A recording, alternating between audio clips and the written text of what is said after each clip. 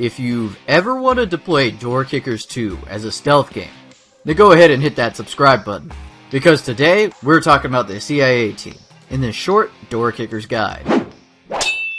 To use the CIA team, click on the squad button in the top right during the deployment phase.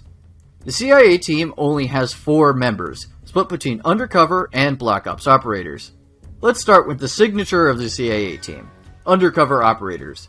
As the name suggests, these operators specialize in slipping past the enemy in plain sight by posing as a civilian. But how does it work? The CIA team introduced a new stat, concealment.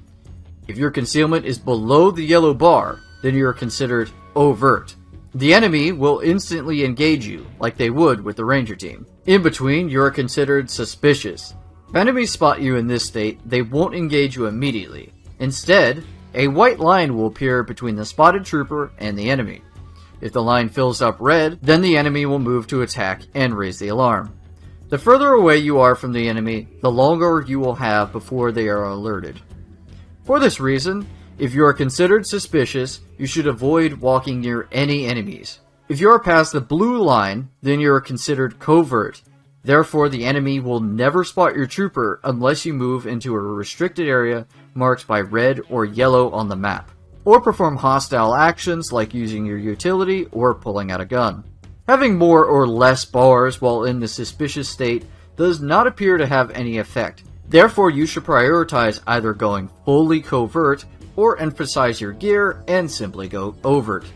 Your concealment is based on your gear, including attachments on weapons.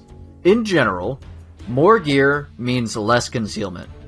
As such, I tend to only give Undercover operators suppressed pistols, level 2 body armor, and maybe 1 grenade or lockpick depending on their concealment. Undercover operators have 3 choices for body armor, but I'd consider the 3A panels to be dead content, because for some reason they offer less armor than the level 2 vest, while also offering no side protection. It is also worth noting that most enemies in the game will use rifles, of which these vests will provide little to no protection. It's best to skip the armor to save concealment and keep Undercover operators out of direct combat whenever possible. Black Ops troopers are probably the most versatile in the entire game, as their loadout offers them SMGs, assault rifles, light machine guns, and DMRs, while also including good suppressed options for silent runs. They are also the only CIA team members that can use night vision, as they are the only ones with a helmet available. Black Ops troopers can go fully covert by equipping them with a poncho and keeping a minimal loadout. The only way a Black Ops trooper can be considered covert without a poncho is for them to be equipped with nothing but the traditional hat, making them effectively useless. Concealment for them works the same as before. However, Black Ops troopers cannot go back into hiding after they have dropped their poncho. All CIA team members can pick locks to allow them to sneak around the map. But as we've talked about before, this is a fairly slow and noisy process, and is considered a suspicious action. So I find it best to give one trooper a lockpick machine, which unlocks doors very quickly and quietly. My favorite loadouts include the MP7 and AK-105, as they offer good concealment while also being a good option for a stealth run, as they offer subsonic ammunition if you equip a suppressor.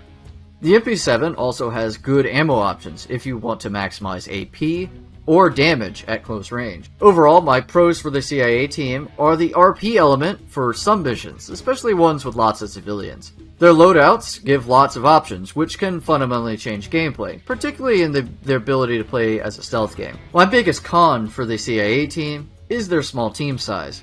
I like their loadout options, however the small team size limits your ability to cover areas properly and utilize your battle buddies. In addition, on night maps, only CIA operators will be able to use night vision, meaning that your undercover agents will have to fumble around in the dark. This is one of the reasons I really want a Tier 1 team added to the game, or at least the option to mix squads.